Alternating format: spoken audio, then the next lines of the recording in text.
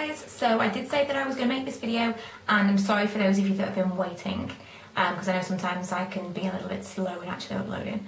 But here it is, the MUA haul. I am going to do a little bit of a review. I've already taken lots of pictures of swatches and things like that, so if you hit the link below to my blog post, you'll be able to see all the swatches and a mini review there. But once I've tried them all properly, I'm going to show you what I think of them. I'm going to kind of let you know what I think of the pigmentation and stuff now, but a full-on review will come later on. First of all, I'm going to talk about these palettes that I picked up. These two, this one is the Dusk Till Dawn, and this one is the Heaven and Earth. I know the Heaven and Earth went out of stock online for quite a while, and I actually ended up finding it in store. I already bought this one online. However, they've got really similar colours in them.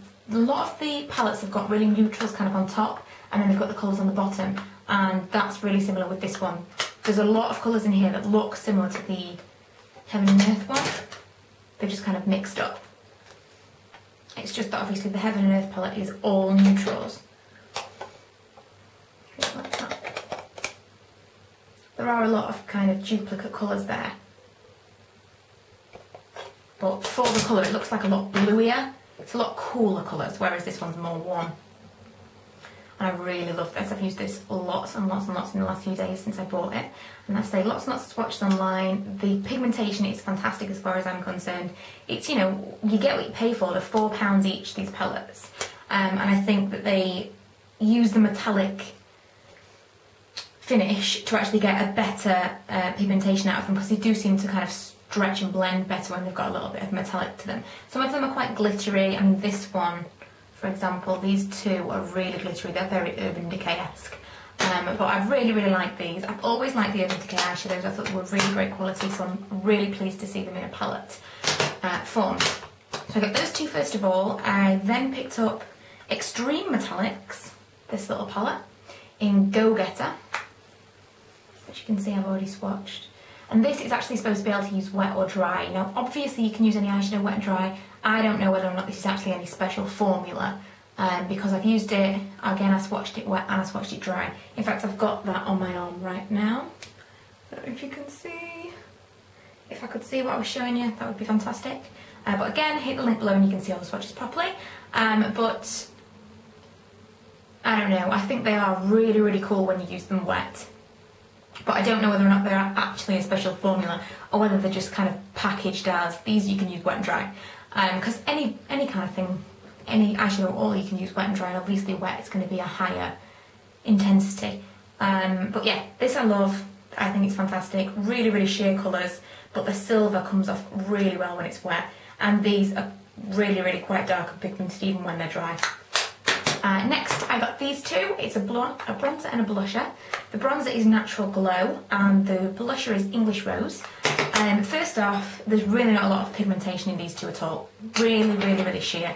I've actually got these on my hand right now. I don't know if you can tell. The bronzer is on that side and the blusher is on that side. You can tell I've been doing some serious swatching. You can tell, but it's not like really, really, really super dark. So on the one hand, that is good, because you can build it up and you're going to make less mistakes. You're not going to get too heavy-handed with it. You can be a little bit slapdash with it, and you can correct your mistakes because you just don't have to build on it. But yeah, it's not as pigmented as you might think. Quite sheer, quite shimmery. It gives you more of a sheen than it does a colour. It's more like a wash of colour. So don't expect too much colour from these products. And lastly is this, which is the Extreme Curl Mascara.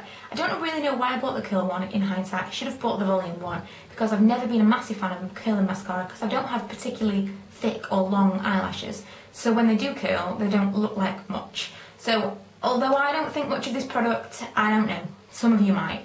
I know that I have this Urban Decay Super Curl Curling Mascara, which is absolutely rubbish for me. You know, for the price, it's a complete waste of money. But I have put this on my friend who has got the longest eyelashes you can imagine, and it looks absolutely amazing. So I'm not going to give you a full review of this until I've tried it on someone that I know curling mascara looks great on, because this is terrible for me, but I have seen it work on other people, so I don't really know why I bought that. It was my error, really. You know, I mean, everything about it says that it should work. It's got the bent brush, you know, the formula is probably okay. It didn't count my lashes. probably did curl them a little bit, but I didn't really see much for me. I say I'm going to wait and do some little experiments with it, a little bit more use with it, and give you a full MUA review when I can. But this is all the MUA Pro stuff. Just to give you a rundown, I hope I can remember. These were £4, these were £3. I want to say that these were £2 to £3, and I think this was £2 to £3 as well. Sorry, I'm really terrible with stuff like that, but I will put it on my blog post so you can check it out there. But thanks for watching, and if you haven't already, please remember to subscribe. Bye!